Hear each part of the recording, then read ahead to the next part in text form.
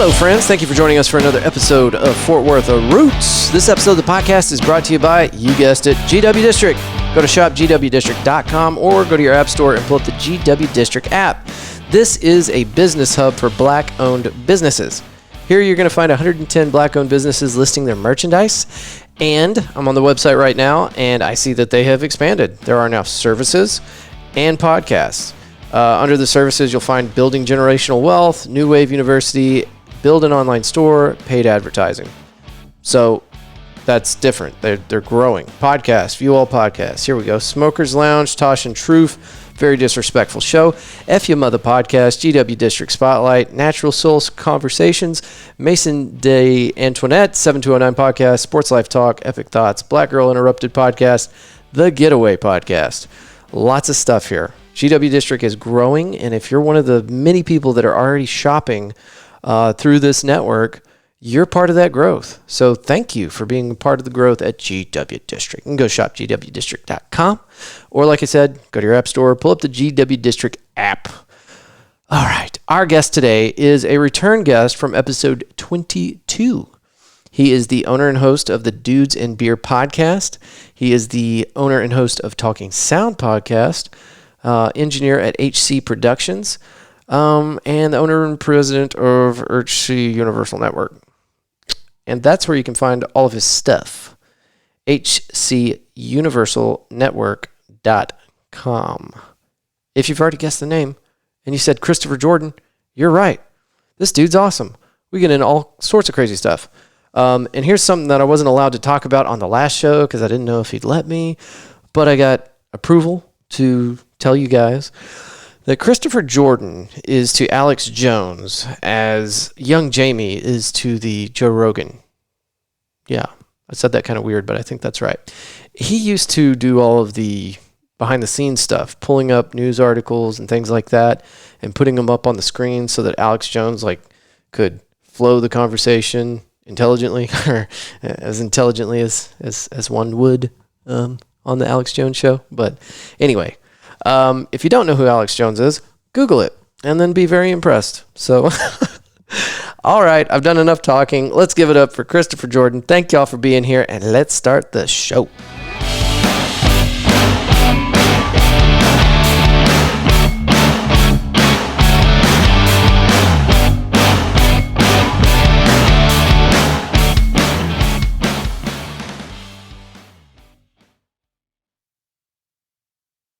No, I had a guy who was coming to me for Talking Sound out of Houston. He was all right. He apparently worked Talking with Sound is one of your other shows? Yeah, Talking Sound is my industry podcast all about audio, video, right, IT, things like that. Like we cover CES every year, all kinds of fun stuff. It's great. Yeah. Like super fun. Probably, honestly, of all of them, the show that gets the least amount of work put into it, but would probably have the greatest fucking reward if I put a little bit of push behind it. Like if I got it to the point that Dudes and Beer is, it would be like, okay, Chris could make a living podcast. Talking Sound, right? Yeah. That's the one, whenever I connected with you, that's the one that I thought was your primary. Yeah. And then it's got more seasons than anything else and existed longer than anything else. And then whenever you brought up Dudes and Beers, I was like, oh, you have another one. Yeah. Well, and then I've got the Podcast Cadet training series, which Did that just start, or because you just added me to the page or the group? Yeah, the group just started. Okay. Me and Amy were talking, like, we've had Podcast Cadet for about a year and a half, 2 years. Yeah. And I'll start helping you pump that up on my end. Well, yeah, like any podcasters, have them join the group. The idea is not like, hey, like we may do a promo Saturday or something, who knows? But the idea is, what issues are you having? The first 30 people that I invited were people like Todd Cochran from Blueberry. Like he's like the fucking founder of Blueberry. Like he's in our group. These are people you want to be around. Yeah. Like one of the new guys on the network came in and asked a question like, should I do a page? Should I do this? And like Todd Cochran gave him this huge response.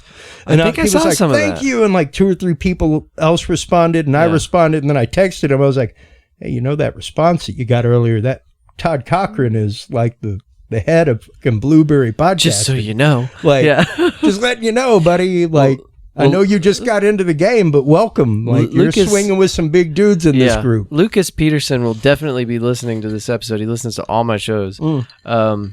And he was the first one that I invited whenever you had me join that group. So yeah, nice. Lucas, thanks for being in the group. Yeah, absolutely. Well, and I mean, for me, it's just the fact of I love podcasting. I loved broadcasting when I was in broadcasting and did that. And for me, having come from a world of rock and roll into broadcasting and now into this, much like rock and roll, where I saw just people getting horrid advice. Why would you talk to failures and ask them advice? Yeah. Like it made as much sense to me as when I was promoting bands for a bar to ask how many people we brought. Right. That to me sounds like you were not a successful bar. How about I bring as many people as you have without music on your stage? Yeah. I'll bring that many people to the door. I've heard artists talk about that. Or this is who it was. It was a comedian on, I believe, the JRE show, and talking about in order to play certain clubs, you had to bring a draw. Certain number of people. You got to guarantee like 50 people at the door. Yeah. You're playing with 3 other bands. We got a capacity of 250. That allows 35 to 50 per band throughout the whole night if nobody else comes in the door, or for people to walk in and out as their friends stop playing, that kind of stuff for new people to come in. Yeah. So yeah, like if you wanted, and you only made money from the door. Yeah. So $5 a head, like you may make $250 for your band that night. Oh, bars making money. 50% would be pretty generous. Now right? The question comes to bear once again: without the bands on the stage, how many asses do you have in the seats? Yeah, 25% capacity. If you got 4 people on a regular Thursday night without music on your stage, tell you what, how about I get a 15% bar cut? Yeah, for while my band is playing. Now you're talking. Because the 25 people that I bring will drink hard in that hour. I promise, yeah. I guarantee you the 25 people I bring, because they got kids, bro. When they go out, they going out. Yeah. Like, it was nothing for my friend. Whenever I was playing with my band, Shaq Jones, here in town, doing like electronic music, opening, it was nothing for me to bring 25 people between me and my buddy. Uh-huh. And yeah, they'd all come and spend like $50 in an hour, like beer and a shot. And it wasn't like, let me buy a cheap beer. It was like, give me a Stella and a shot. Yeah. You know? But what you're talking about now is, married people that have kids. And they're not here to just hang out. They got a babysitter. They are on a throwdown. The first time they've been out in 2 months. And that's just it. We didn't play every friggin' Thursday. We played like once a month. Yeah. So that we could be like, first Tuesday next month, put it on your calendars, folks. Like, you got time to find a babysitter. You got time to ask off the evening from work. All kinds of stuff. Yeah. There's a lot more planning that goes into that. Well, yeah. But I intimately understand how hard it is to, like, if I was going to try to get 50 people to go to a place at a certain time, I know for a fact I could never do it. I couldn't do it. That's not true. You could do it. Social media is out there now, but that helps. But and just to loop back to that conversation of rock and roll and why I use it in podcasting now is the fact of there's a magic formula that if you follow it as any band, you will at least be guaranteed local success. Yeah, and that is following the formula of for every 1 hour of studio time, be it rehearsal, recording, whatever, every member of that band is doing 3 hours of promotion a week. Nice. So for every 1 hour a week of rehearsal time, you spend 3 hours rehearsing, getting drunk, doing whatever, great. 5-member band, that should be 15 hours of promotion done that week. And is that social media?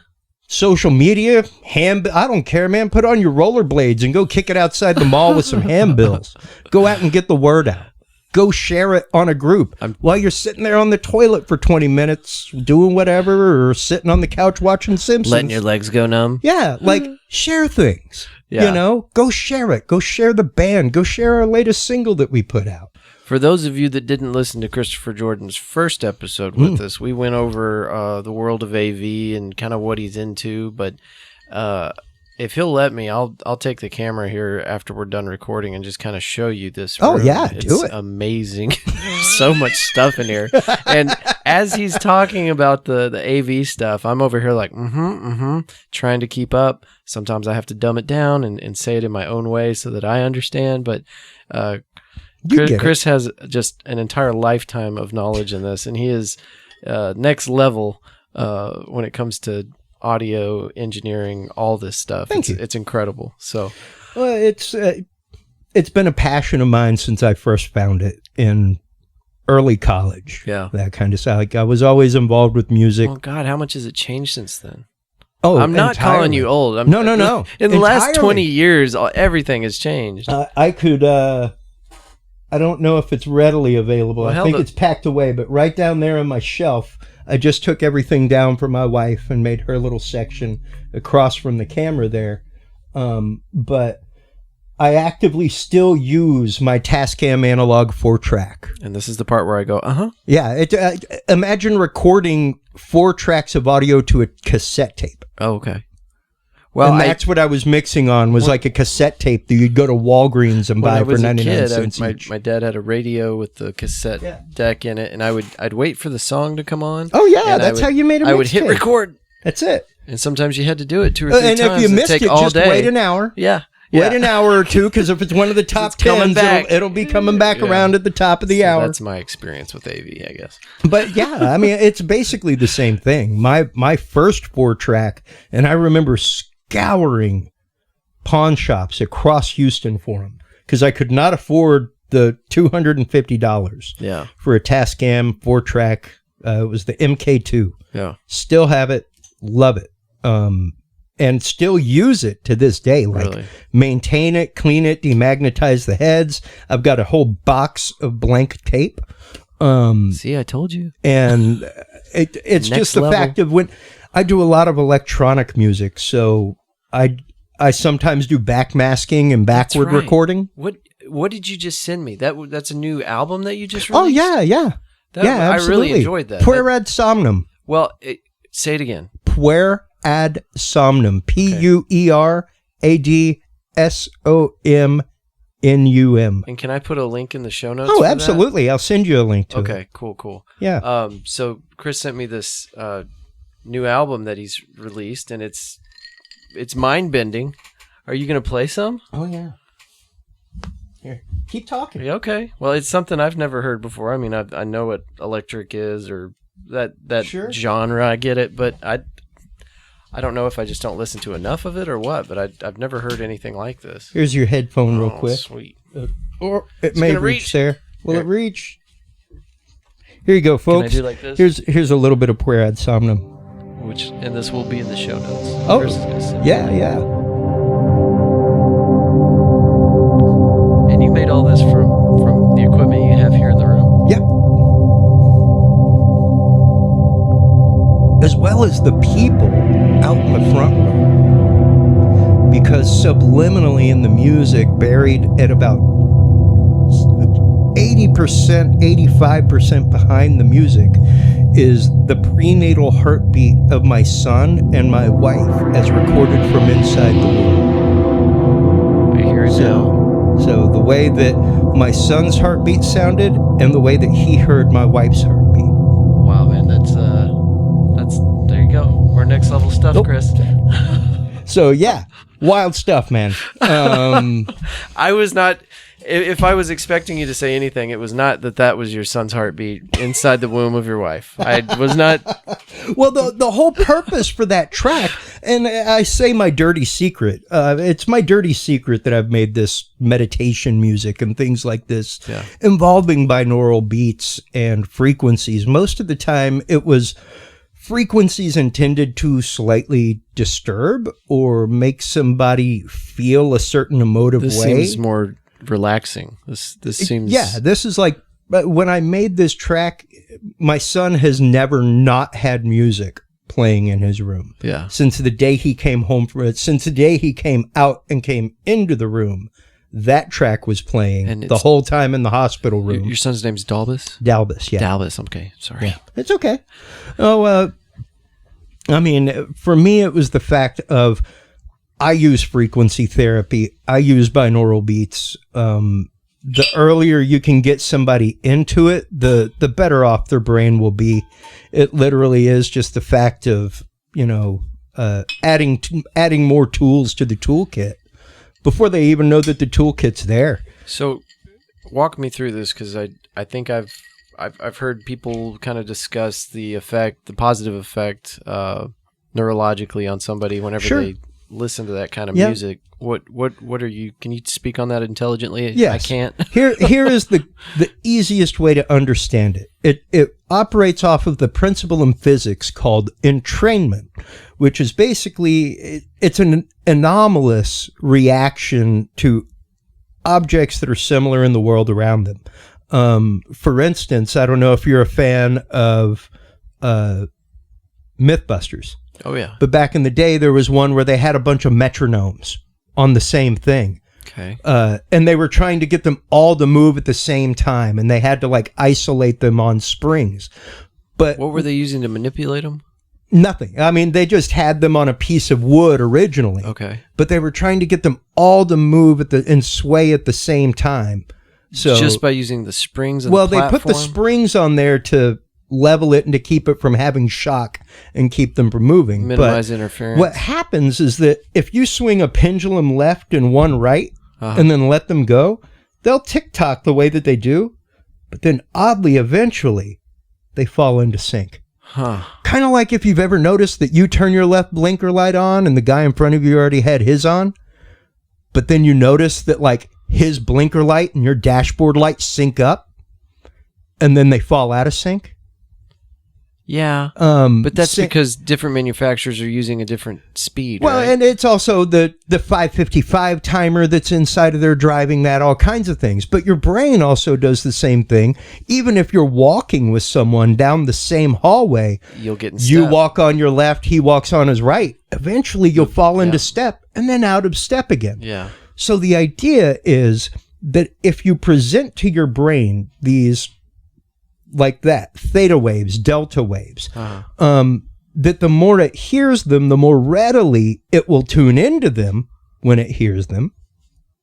Because much like exercising, playing in any band and that synchronicity that happens between musicians, the more you play with that musician, the more you're going to be able to go ooh, every time he hits that note, he goes here. Right.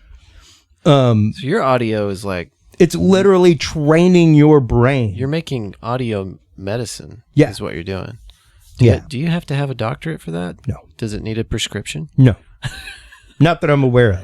Before we go too deep into the rabbit hole, we got to talk about this because every time I revisit our episode that we did together, and I need to look up to see which one it was so I can reference it. I'm terrible.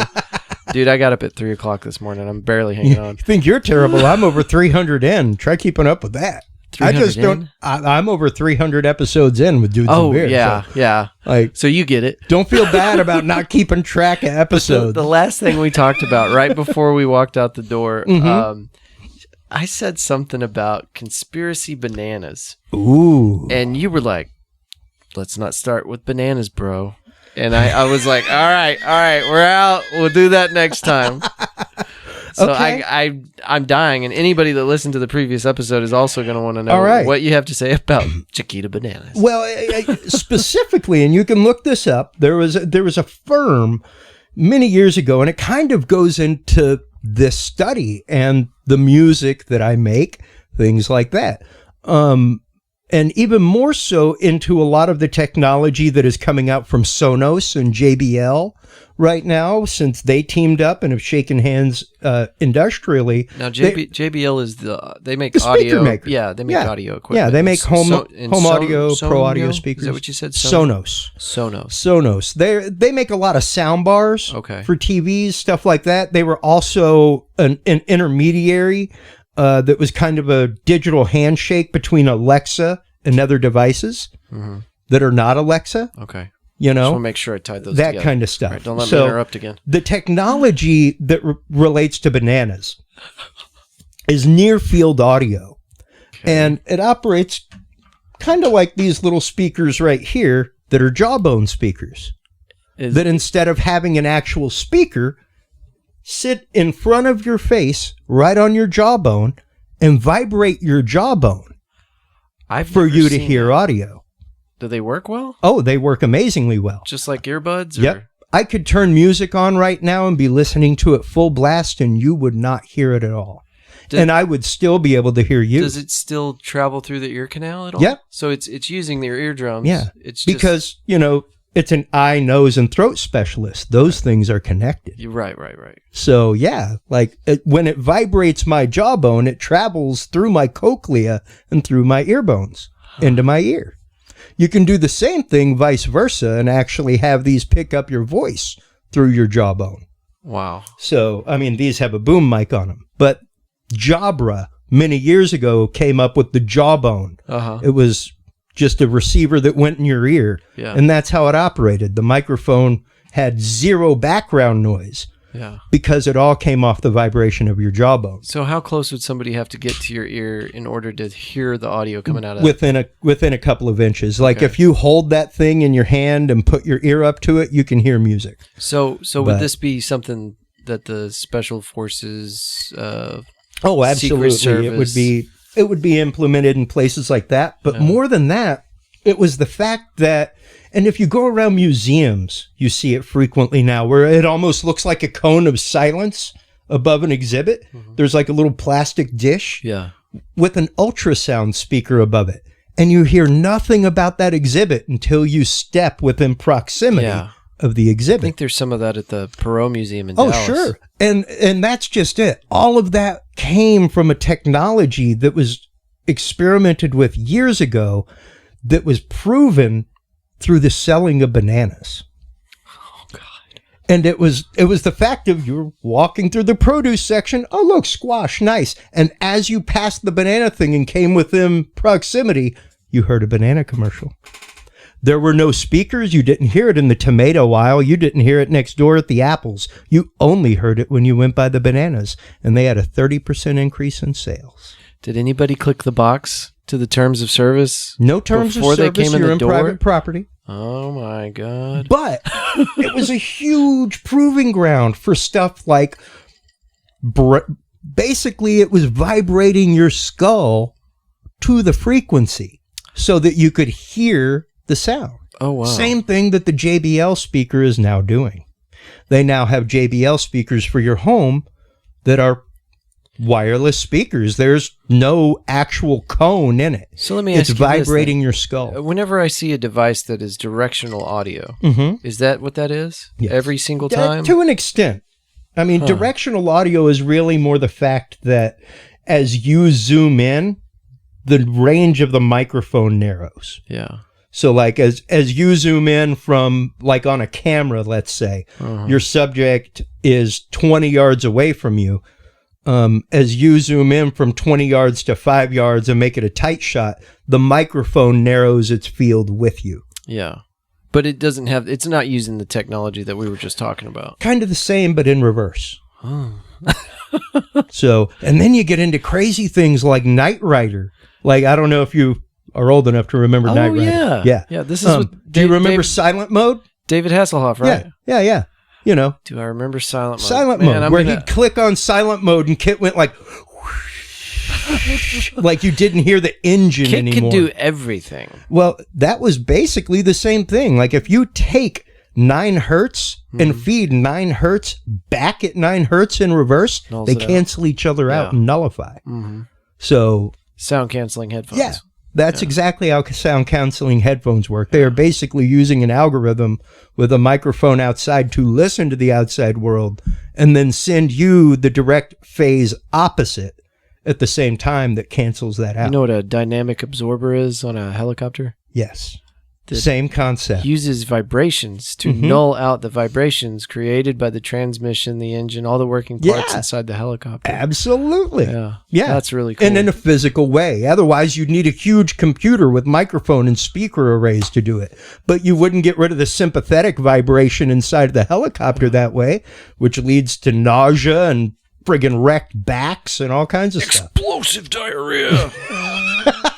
I don't know from experience on that one. Is that how they can tell with all the helo pilots, if they're like healthy or not? Well, so what they used to do, and they still have these on most of the modern aircraft, I believe, is they just had basically a spring system that would absorb some. I mean, it doesn't look like a spring. It's an arm, and it's got weights on it, and it's meant to absorb some of that vibration. The dynamic absorbers, as far as I know, didn't come along until fairly recently. And I'm sure. They feed vibration back into the aircraft to minimize friction on the airframe. Well, so. And that's just it, because you're at that point you're reducing metal fatigue on the frame. Yep. You're like, especially using composite parts now in addition to metal, the way that you're doing. Yeah. And really, it all has to do with the advent of these little things, man. Micromotors. That's what makes your cell phone vibrate. Yeah, is a little bitty wafer thin motor that's slightly off axis. So we could build an Iron Man suit feasibly. Oh, all day long. Yeah, all day long. I need the one that he had, I think, in Iron Man 2. Oh yeah, with the suitcase. Yeah, the suitcase. The Happy carried around. God, man. Totally. Absolutely. Now we're going down that Facebook rabbit hole that we were going down, like the uber nerd Star Wars type stuff. Let's go. Let's get into it. That was interesting, because I gave my son his first viewing. My son is almost 4 years old, and getting to the point where it's like, okay, I'm good with sharing PG with him. Right. So yeah, Star Wars is totally PG. Oh yeah. So he got his first Star Wars viewing the other day. What did you show him? Star Wars. But which Episode 1? Okay. A New Hope. That will forever just be Star Wars. The others have titles to me. That's true. That's just Star Wars. But yeah, so I guess he loved it. It was great, but it was one of those, like, I'll accept some plot holes. That's cool. Yeah. Like, I grasp it. It's changed hands a few times, yeah. Yeah, but even then, the line was still originally the fact that, and the first time that you ever hear, like, the acumen of the stormtroopers referred to is from Ben Kenobi, where they find the Jawa trailer and it's all messed up. And he's like, "Oh, look at these blast marks. They're far too accurate for sand people. This is obviously the work of Imperial stormtroopers who can't hit shit. Who can't hit on their best day." And at the same time, one of my buddies chimed in. He's like, "Yeah, dude, go watch Phantom Menace. Sand people are like picking off friggin' pod pilots." That's right. Like in motion. Yeah, that's with a rifle. They're moving like 300 miles an hour. Stormtroopers can't hit you standing still, but sand people are like far pro too snipers for sand people. Yeah. So yeah, it was just like there's don't get started in the Star Wars plot holes. But it's a really shitty regionalist thing to say too. Ben. Well, I went into the I know, right? Like, how latently racist, dude. Did he just call them sand people? Oh my God. I'm pretty sure they prefer to be called sand folk. In this part of the desert. Yeah, so I went into the whole gun training thing of like, somebody, like, don't tell me that at this point, because by the point that Star Wars comes around, they've gotten to the point of conscription. Conscription. So like, Clone Wars are over. When the stormtroopers first started, they were clones of Jango Fett. Right. The clone father of Boba Fett. Right. So technically they were all kind of like Bobas. Yeah. Just natural badasses. Yeah. They were like naturally good with a gun. Yeah. And so Clone Wars happen. They run out of clones. Empire still exists. So they are actively going out at that point, conquering people and conscripting them into service, pressing them into, you can either die, work for us, or come fight for us. One of the three. Even worse than a draft. Because unfortunately, it doesn't cost a nickel for a bullet anymore. It's a laser rifle. It's pretty free. We charge it with the sun. Yeah, it's pretty cost effective. Death is minimized at a cost now. So yeah, it was one of those, like, don't tell me that somebody isn't training these people that are farmers how to pull a trigger, how to squeeze it, not pull it. Like, maybe they're all just going hard right. Practice your fundamentals. You know, like why you burying your finger in there? Just the tip. Come on. Like, if you just learn some basic shooting fundamentals, Empire, You'd do a whole lot, but you wouldn't need the major space weapons to destroy a whole planet at once. Right. That's all I'm saying. And that's what it is. They were having some big budget meeting, and they're like, all right, here's what we have for the training program. And they're like, oh my God, how much is it going to cost? Well, somebody probably said like, shut up, dude, you're going to queer the deal on the freaking Death Star. Like, we just landed the Death Star contract. Don't push them to that yet. That's why they went with the Death Star. We saw training as a different package. The UK actively just passed a repair law, which hopefully we will be passing here in America. I saw that. It has to last for 10 years. Yeah. So not just that, but manufacturers have to make small parts available for people to repair at home. Yeah. So this bill, for our listeners that haven't been nerding out on stuff like this, the UK passed a new bill that says that if you're going to produce a piece of technology, it has to last for 10 years. You have to make repair parts readily available, and they're going to hold these people, I guess, liable in the event that they do not honor this new bill. Yeah. Which is incredible, because that means my cell phone that I paid $2,000 for better last 10 years. To an extent. Because you don't know. You really don't know. I mean, we know because we've had a bunch of these. We know that we are only going to get about 2 years out of this device. Now, granted, I think most of this is for home appliances, not necessarily all devices. Oh, no. I thought it was tech. Well, you got to remember, that is not a self-reparable device. Right. There's a bunch of different companies putting parts. And as soon as you crack the case of that, you avoided the warranty on that. I never would do that. But you mean the box. You can't also. You mean the box. Good luck. Yeah. I would never. However, you seem like the kind of guy that would do something like that. Oh, sure. Yeah, you probably take the mattress tag and rip that off as soon as you. Yeah. Chris. Rip it. Snip that bastard right off. I just can't stand the way it sounds whenever I pull a friggin' sheet off. I'm sitting here with a criminal. Yeah. Oh, God, dude. I am a multiple federal felon. If there are friggin' mattress police out there, shit.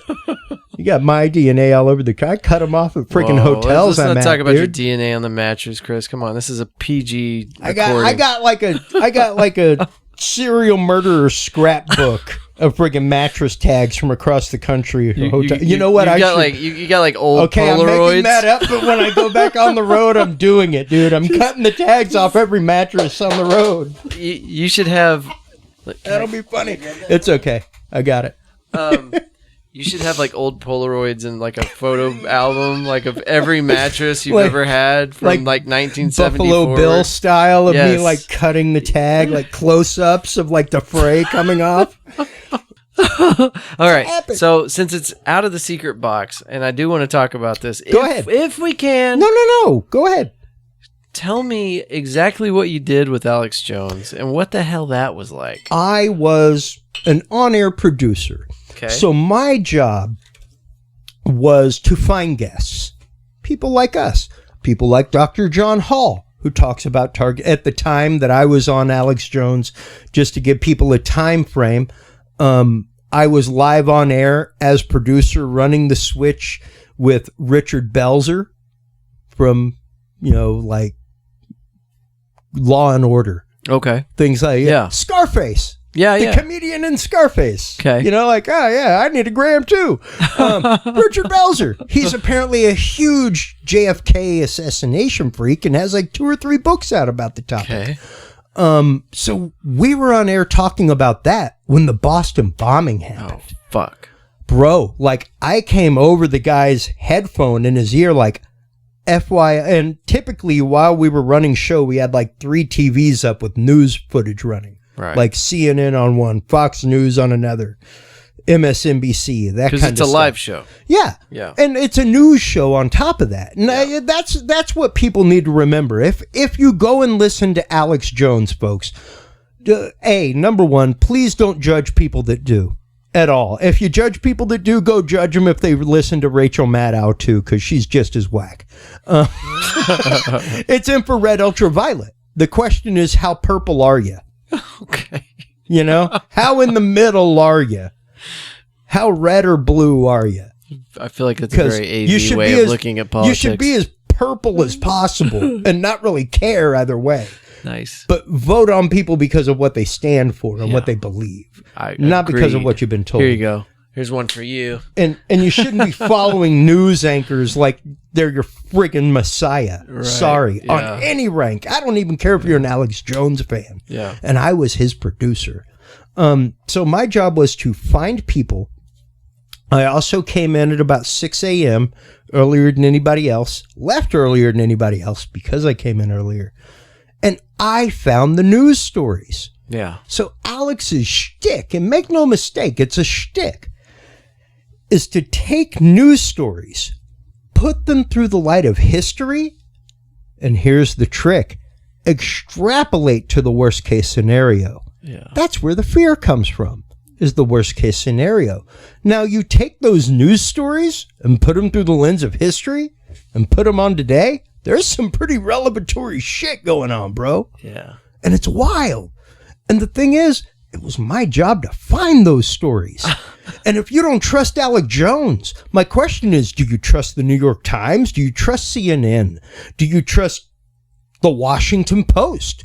Do you trust the LA Times? That's where the material's coming from. Because that's where all these things are coming from. They're coming from both sides of the aisle to him. Yeah.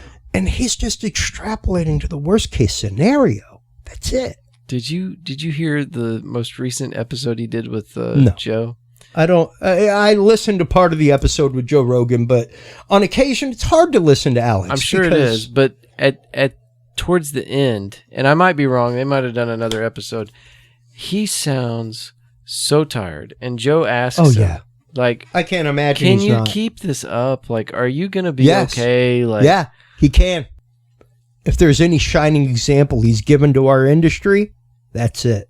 Right there. Perfect. You can monetize any audience as long as you do it like that. Very well put. Because it doesn't matter. He's not on Spreaker. He's not on Libsyn. He's not on iTunes. He's not anywhere except his own freaking website. Nice. And still has an entire staff of people that I know working for him. That's so incredible. Yeah. It's that true. Should be the goal. It should be the goal for all of us. Forget Anchor. Forget all of them. Learn to do it on your own URL and wreck it. Wreck shop. I don't care what you're about. He's a shining example of what our industry should be. With that being said, you're still on Spotify. Oh, yeah. Yeah. But what you're saying is your RSS feed is originating from your website. My website. Yeah. My website. So your content is not and believe beholden to any other platform. I talk about, like when I interviewed the guy from the UN, he was honestly like, I will be surprised if your interview makes it to air. If your interview like, I had an episode about end time prophecies with a bishop and exorcist banned in 9 countries. I think we talked about this. Because we were talking about Israel and Iraq and things like that in reference to end time prophecies. Mm-hmm. Do you think Israel and Iraq let their people listen to everything in the world? Hell no! Especially when it comes to end time prophecy, son. Because they all revolve around there. Mm-hmm. So, yeah, like even my little show has dealt with that. Yeah. Much less on his level. So, by the way, I'd love to interview an exorcist. Okay, I can make that happen. Come on, then. I can make that happen. So for me, it's one of those like, hey, I was a button pusher, man. My job is to push buttons. I have pushed buttons for Susan G. Komen. I have pushed buttons for ASPCA. I have pushed buttons for companies that I would never go out and buy a product from in the world. You know why? Because my job is to mash buttons. ASPCA, that's the American Society for Protection Against Cruelty to Animals. Yeah. In the arms of the angel. Yeah, totally. Take my money. Yeah. Just take it. Yeah. I'm a good person. I love dogs. And yet still, I've also worked for companies that I would never give a dime to. Yeah. You know why? Because it's my job, dude. I just push buttons. I'm not mad at you. Man, if I made a political stance about every friggin' gig I got as a producer or somebody who runs wires, like building their studio, I'd be out friggin' cooking still. And that's what people have to understand sometimes whenever this cancel culture bullshit with like, an actor or a musician or whoever in the public eye. I can't wait until I'm getting paid good government propaganda money. You know, Chris, that's just me. Chris, that one time he worked for that one asshole, and that guy that he worked for doesn't, align with my political beliefs. Fuck Chris. Yeah. Totally. What? No, absolutely. That's the way it works now. That is the way it works now. And it's horrifying. Yeah, it's like, dude. And it's getting worse. Dude, you realize how far down the line that goes? Let's don't even rabbit hole that. People like that don't care, and the media pushes it because it sells tickets. Because it's a story. It puts asses in seats. That's it, man. It is, and I'd love to say it's about Edward R. Murrow, the truth on a larger level. Here's the facts, just the facts. Yeah. You make up your opinion from them. I'm Walter Cronkite. Yeah. Walter Cronkite is way long gone. Yeah. The fact that and I am no fan of Trump. I'm not a Trumper. He reminds me a lot of my dad. I love my dad. We'll have Christmas and Thanksgiving together.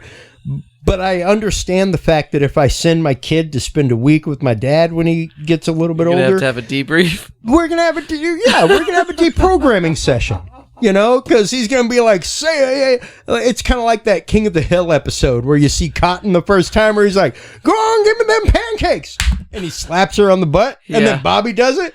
That'd be what my kid would have to go through. Be like, why are you slapping people on the butt to get pancakes, son?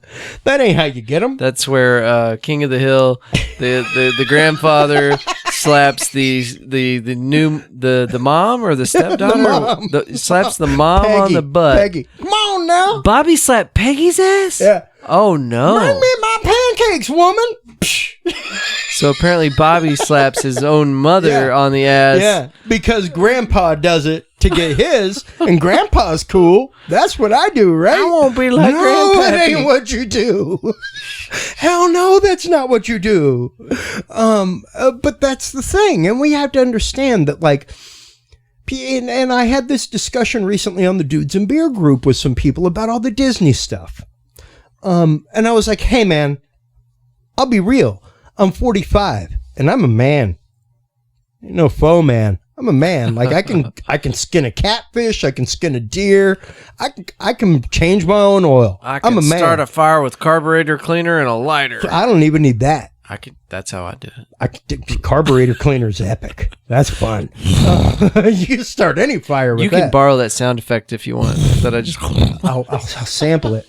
But it's one of those, like, here's the thing, like, we're in a different day and age, man. Like, I'm a Dumbo fan. Any day I want to weep like a man, I'll put Dumbo on. Dude. And I'll watch Dumbo get rocked by his mom by her trunk inside of it. And like, I will weep, but I will never, ever not admit the fact that the crows in Dumbo are racist. Oh, a little bit like, I'm not going to say racist, but I will say utterly stereotypical. I didn't know until just now that's why they were after Dumbo, but I do remember those crows. They're up on the line smoking cigarettes. I've seen about everything till I seen an elephant fly. Yeah. And one of the people in my group was like, people talk that way. And I was like, believe me, my friend, I'm a Cajun. I know people talk that way. Yeah. Here's the thing. If you're going to do that, I want Waterboy removed too. Yeah. Yeah. I want Princess and the Frog to have the same exact notation at the beginning that Dumbo does, because Cajuns are one of the only cultures indigenous to America. But of course you don't mean that, because I do mean that. No. Because if we were to do that, what you're suggesting, then we would just be as bad as the people trying to take the crows out of Dumbo and shut down Dumbo. I don't. Here's the thing. They needs to be left alone. They aren't trying to take it out of Dumbo. I know. They're trying to shut Dumbo down. Well, right? no. The whole thing. Well, the whole concept was that it's removed from children's platforms. So if you've got a Disney Plus account, like I've got for instance, I have a Facebook or a Netflix account for me and my wife, and one for my son. My son can't watch Outlander. Yeah. With like horrible rape scenes and things like that. But he can watch this cartoon. Now, here's the thing. You go to Disney Plus, there's some stuff that may be a little bit insensitive. Because, guess what? When movies were made in the 1920s, it's different. Cinderella wasn't made for just kids. Yeah. That was an adult movie too. Dumbo was an adult movie too. If you remember, Looney Tunes made these references. Oh, yeah. They may, I mean, I've even brought up the point on Dudes and Beer of the lady in Tom and Jerry. Sure. Perhaps a housekeeper. You know, Thomas. Right. But here's the thing. In Late Night Saturday Night with Thomas, where Thomas brings his buddies in and they're having the jazz party, that woman was putting on her pearls. She owned that house. She was going out.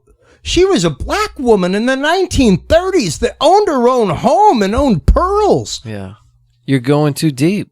That's a pretty deep cut, and that's pretty... But here's the surface level shit. Yeah. We talked about this earlier. Mm-hmm. The media giants need to stay relevant, and they've been struggling for a really long time.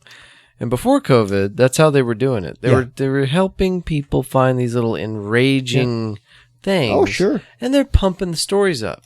And then you see that and you go, well, here's something we can fight about. Yeah. You know, because then it becomes a left versus right. It definitely does. And even a year or so ago, before all of the COVID stuff, was quite literally the Franklin argument with Peanuts.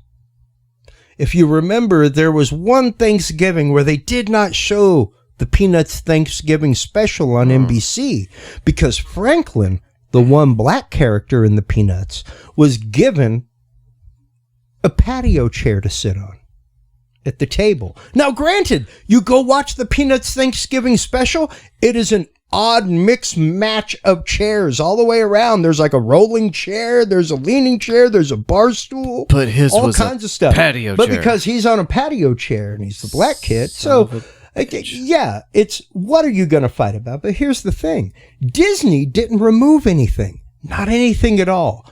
What they did was say, kids, you can't watch this. Adults, when you watch this, there now pops up a warning saying, listen, these movies were made in a time when culture was different. You need to be ready to have this conversation with your child. I kind of think that's fair. That's very fair. That's just it. It was extraordinarily fair. I don't think it's actually the responsibility of the people making these films to put that out. They're dead. But it's that's the people that won the Academy Awards for Dumbo are dead, dude. That's the conversation that needs to happen. Exactly. Yes. So kids can't watch it without their parents. Well, is basically what happened. I don't think a large percentage of the people raising children probably shouldn't be raising children. But but shit, that's coming from a single guy that doesn't have any kids. We tried regulating stupid in America. I've been to Walmart. Here's the thing. And I make this point on Dudes and Beer a lot. We tried regulating stupid in America. It led to eugenics laws until 1978. So that's the point I was trying to get. It's nobody's business to tell anybody how to raise their children. No. So the fact that is being incorporated in these films for adults, like, by the way, this is how you should raise your children. No. Fuck out of here. It's literally a 30-second disclaimer at the beginning of the movie. I don't know. It doesn't chop anything out. It would piss me off. I'm here to watch a movie. I can understand. Let me talk to my kids how I'm going to talk to my kids. If you want to have that discussion, sure. Here's the thing. For them, it's one of those like, we created this. Did we contribute to this? Right. Over the last 60 years? Maybe. Did we contribute to some of these? It's a lot of CYA. Cover your ass. Absolutely. For sure. And quite honestly, it's one of those like, hey man, we live in a PC world. I spent years as a youth minister. I understand the aspect of softening blows. I understand the aspect of if we need to gentlify things, not gentrify, but gentlify things and lessen that blow. Okay, because it is the fact of, yes, I've got to have that talk on the way to my dad's house with my kid. Right. Listen, man, I know you love Papa Dan. And I do too. I love him too. But he's a dick. He's a dick, bro. Like, I love him. He lives in the past. But he's about 30 years past. Yeah. And he's going to give you some concepts that maybe 30 years past. He's going to give you some words. and slang words about people that may be 30 years past that are not appropriate anymore. Yeah. Even about ladies. Oof. Man. That are not appropriate anymore. This is why I don't have kids. It's too much stress. I'm getting sweaty again. I see that. I see you physically wiping your sweat off. Aside from the heat in this place. So yeah, it's one of those, like, as we grow as a society, even us as podcasters, like I was saying, like, we have to keep on top of these things. We have to keep on top of the way that our platforms share information. Yeah. We have to keep on top of whether even now on YouTube, if your stuff says made for kids, boy, howdy, it better be made for kids. I do not. I check the other box. Even if it is 100% G-rated podcast, you are liable for an FTC violation up to $10,000. God damn. That's FTC, folks. That is Federal Trade Commission. Do not label your podcast as made for children. I never have. I always put explicit content, not made for children, because it's Doesn't not. matter. It's not. It's really not even about F-bombs. It's not even about F-bombs. No, and it's about CYA. I want to say 95% of the podcast, like if I detect at all that my guest is not almost okay, made a straight up trigger warning for Dudes and Beer for 2021 as I rebranded things where it was like trigger warning. You are tuned in to the Dudes and Beer podcast. You may come across some concepts that change your paradigm. Rock your paradigm. Make you question the way your paradigm is. That's the kind of... That is the idea. That's the kind of disclaimer that gets you put in the same category Dudes as and Beer Alex originally Jones. started with a disclaimer, and I'm trying to find a copy of it because it's great and it's classy, and I got warnings all over because not only did it include Beavis and Butthead and their voices, which of course would trigger a trademark copyright, but it also included the music from People's Court. And it was pretty much like like oh, I'm thinking a lot. I'm thinking of Law and Order. The Dudes and Beer podcast. Well, when you find it, send it to me. Oh, it was classy. It was great. It started out like, yeah, this is gonna be cool. Yeah. This is gonna be awesome. Oh my god, I can't wait. Shut up, dude. It was so fantastic. And you can't find a copy of that? Oh, I guarantee you I have one somewhere. Like, it's on every single episode for the first 2 years. And just it was a friend who was a guest who was like, man, I know that you're like trying to reach a different level. And he was never even involved in broadcast. And he was like, have you considered removing the disclaimer? Because it seems a little silly sometimes. And I was like, all right. And I pulled it. Yeah. I pulled the disclaimer. Just on that. Well, you probably spent some time thinking about it. And you're like, I did. He's got a point. And I was like, yeah, you may be right. I've already been kind of thinking that for a while. And yeah. So, it was one of those, like, I went with it and I did it. And I like it better now. Because, it's totally 30 seconds less at the top of the show. And well, let's put out some content real quick do it. for everything you got going on. Like, Podcast Cadet. PodcastCadet.com. We help creators navigate the waters of podcasting. So anything, podcast for yourself, friends, family, business, church, school, whatever. So Chris threw up this group invite the other day, and I accepted it, of course. And I've just been watching some of the content that's rolling out. If you have a podcast or you're thinking about getting into podcasting, this is going to be a group that is going to help you along your journey. There are also people inside this group, such as myself, that if you post a question like, yo, what's the difference between a dynamic mic and a condenser mic? Yeah. You're going to get a flood of people. Hey, this is what it is. Like me, who are audio engineers. Chris, right off the cuff, we'll jump on that. But that's a very simplistic. You got another 25 minutes? Yeah. Anyway, so check it out. That's what you need to do with that. Now, if you're a podcast listener and it kind of looks like you are, check out Dudes and Beers. This is a very fun and engaging conversation that he has with all sorts of weird people. Oh, man. Interesting, intelligent, good stuff. And actually, the thing that drew me to Chris and having him on the show is that we kind of parallel each other in some ways. And I like his show way more than I like my show because it's him and not me. And I really appreciate all the content. Like other people's content. I really appreciate it. So if you find any enjoyment out of Fort Worth Roots, go check out Dudes and Beers. I promise you will not be disappointed. It's a deep cut in society, I'll tell you that. He's a little more out there than me. He's a maverick, you know. In this day and age of podcast, what did we call it earlier? The Wild West. Wild West of podcasting. Podcasting.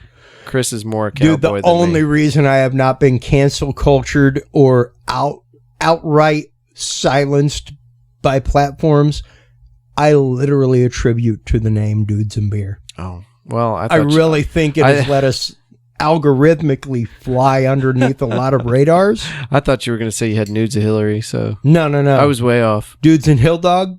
It'd be Hill Dog all day, not Hillary. I said, I thought you have nudes of Hillary. Oh. And you need nudes of Hill Dog? I got nudes of Hill Dog. Oh, is her name Hill Dog? That's what was tripping me up. I thought that's how you didn't get canceled. Like, you had some really good stuff. You could never using get names canceled. like Hill Dog instead of Hillary? Yeah. Oh. Got it. Algorithms. Now you got it. Algorithms. Shit. All right. Chris is going to teach me some things. I'm going to stop making terrible jokes. That's why we use the term conspiracy hypothesis, not conspiracy theory on Dudes and Beer. We talked about that on the first episode. Conspiracy hypothesis was considered a trigger word by the FBI and now in databases. Shit. Yeah. I'm pretty sure I said the C word. It's okay. You can C-word it up all day long. Some places don't like it. Some women especially get very offended when you say the C word. What, conspiracy? Yeah, that's the one. They start sweating. They get mad. They throw things. Say the C word. All right. Did you tell them the website? For dudesandbeer.com? Yes. Or for podcastcadet.com? Yeah, those two. Okay. All right. So we're good there. Chris, man, thank you so much. Hey, I love your badass. As soon as we hit the end button, I gotta get the camera and kind of just take a look at your badass studio. There's some stuff in that box right there that I know that's the Hellraiser cube. Yeah, it is. And when that caught my eye, I lost complete focus. And I looked back at you, and I feel like you saw me see that. Yeah, and there was a bit of a moment. Anyway, I felt you wanting to mix it up and play with the cube. I'm not touching that guy. And see what Cenobites you bring up. Well, they might be really fucking weird. Oh yeah. But that thing ruined my childhood. So anyway, Chris, thank you, man. Hey, anytime. And let's do this again real soon. Anytime, bud. And so last time it was bananas. What's going to be the subject next time? Next time will be the esoteric future, what we can do to manifest things in our life. Like the real world, everything is frequency. There is nothing that's not carrier frequency. The same as somebody tapping in to your friggin' child monitor with their cell phone outside or with the scanner. The universe works the same way. Does that sound like an AV guy? Yeah. Because I can cross-patch anything, dude. But you know what? I can't wait to hear it. All right. Till next time. Whew. Christopher Jordan. Ladies and gentlemen. Chris, thanks for being on the show again, brother. I can't wait for the next one. It's always very extremely random, but very entertaining. Thank you for bringing me into your home and letting me see your studio. That's incredible. Something to shoot for. All right, guys. Like I said, it'll be in the show notes, but dudesandbeer.com. Dudes and Beer podcast is my favorite production or product that he's putting out right now. I love that show. You can go to dudesandbeer.com or just check it out on whatever platform you're listening to. He also has Talking Sound podcast, which is AV, centered podcast. HC Universal Network can be found at hcuniversalnetwork.com. Awesome. Thank you all for being here. Thank you for continuing to support the show. And if you want to contact me, leave a voicemail, whatever, it's media@fortworthroots.com. I will see you next week. Bye-bye.